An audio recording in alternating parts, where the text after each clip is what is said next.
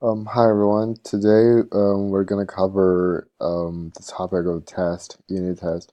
So, basically two parts. The first part is what is code coverage and why it matters, and the second part is how to generate test cases rather than manually come up with some test cases.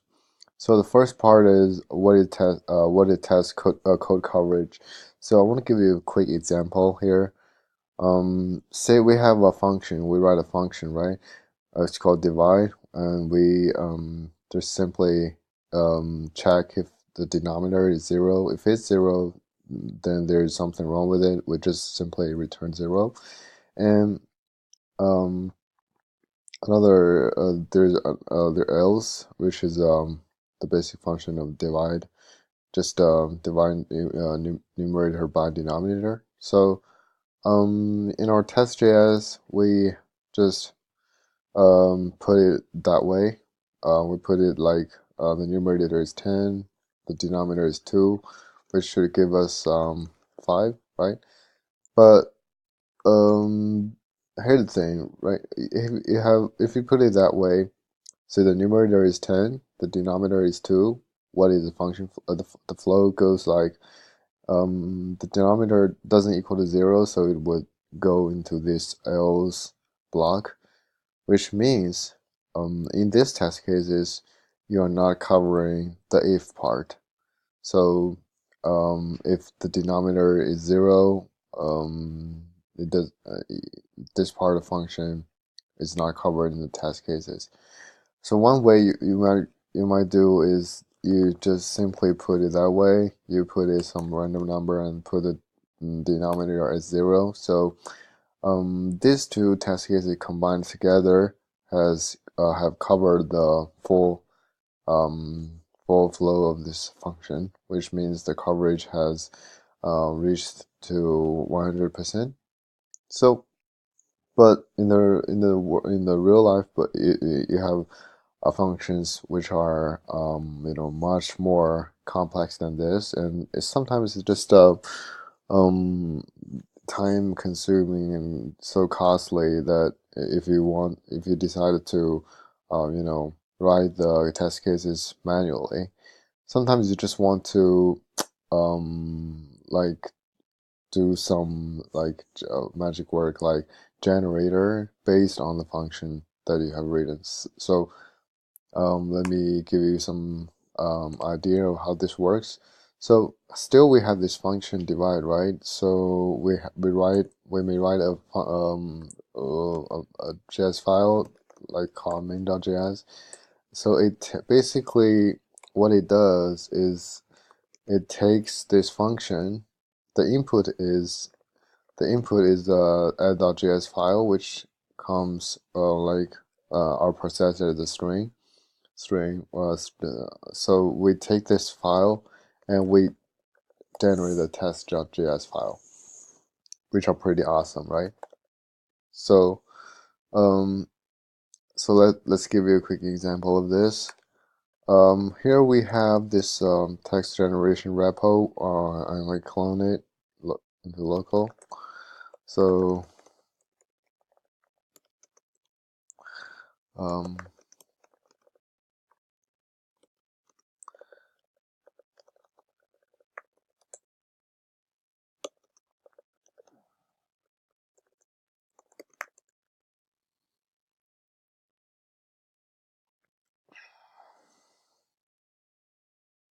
just install some dependencies of it.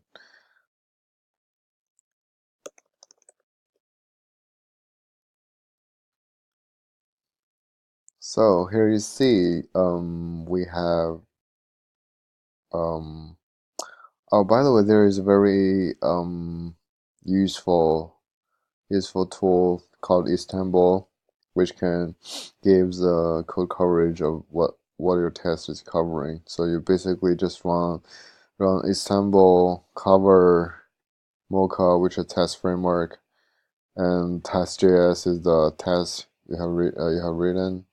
It will give you the test coverage. So let me try this. So what this main.js do is it just does the exact work we had talked before. Um it you know it takes the subject.js. The subject.js is just a bunch of simple functions that we have written for our test, and main.js is gonna take this, um, resolve it as a use it as, to give it to the constraints which is gonna generate a whole bunch of constraints, and use this constraint to generate the test cases, which is a test.js file. So basically, this test.js file is automatically generated rather than manually written. Okay, so let's run this npm run full test.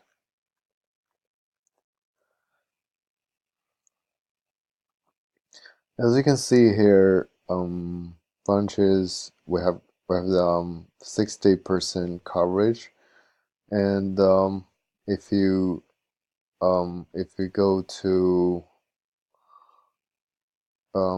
if you go open run this command, I believe. Okay,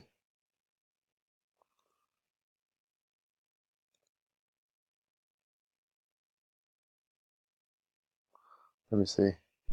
So I'm just into the wrong path. So here we are. After we run this command, it redirects us to this page, which are generated by Istanbul. And as we can see here, this is the content of the subject.js. And you see the red part are the statements that are not covered by the test. And if you hover this icon, this if pass is not taken, and this is if pass is not taken as well. And there is also an if, and this else part is also not taken. So basically, we're gonna modify our constraints so that you know um, we can generate more constraints, and we generate more test cases according to the constraints, right? So what we're gonna do is take a look at this constraint.file.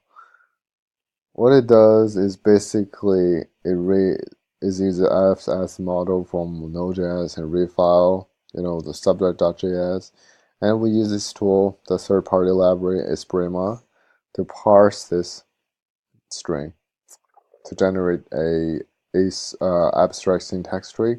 If you have learned compiler or something like that, so we traverse this result and take a look at this all of the nodes of it. If it's function declaration, which means the node is function generation like inc, weird, file test, and normalized format, something like that. So I'll give you a very clear example. See, see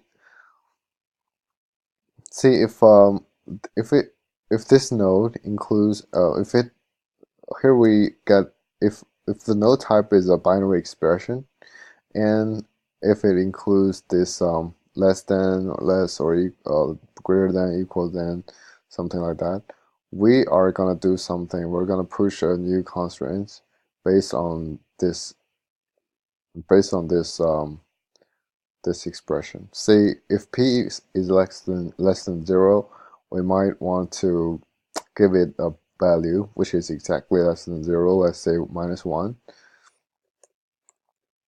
Let's say -1. But we also want to give it a test case where it is not less than 0. So we might want to give it a 1 as well.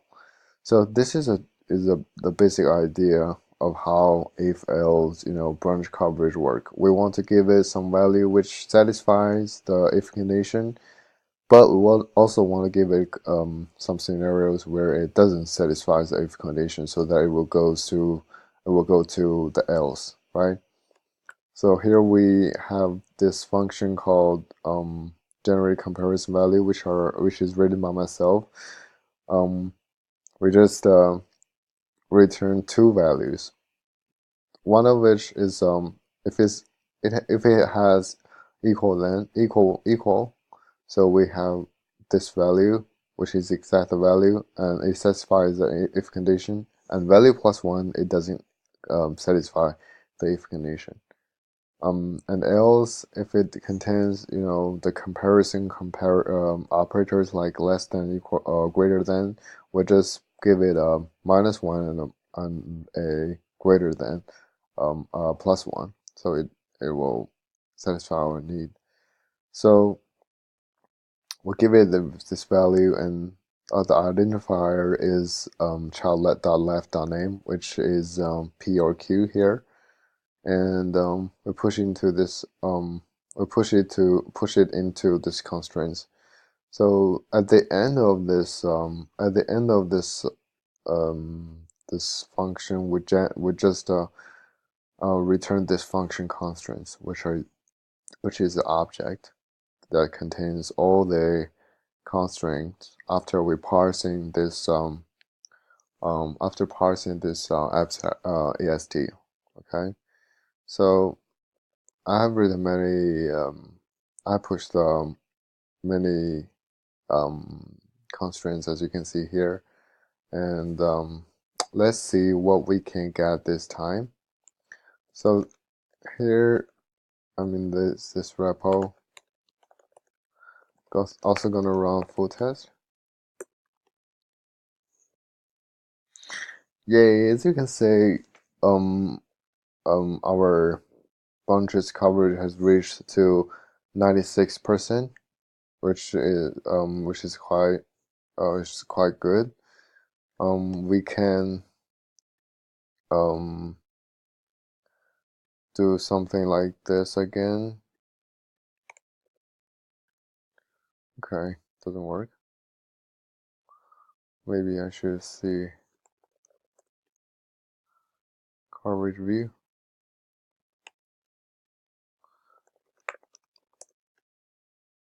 Cool. As you can see here, there's no red line here, or there's no icon here.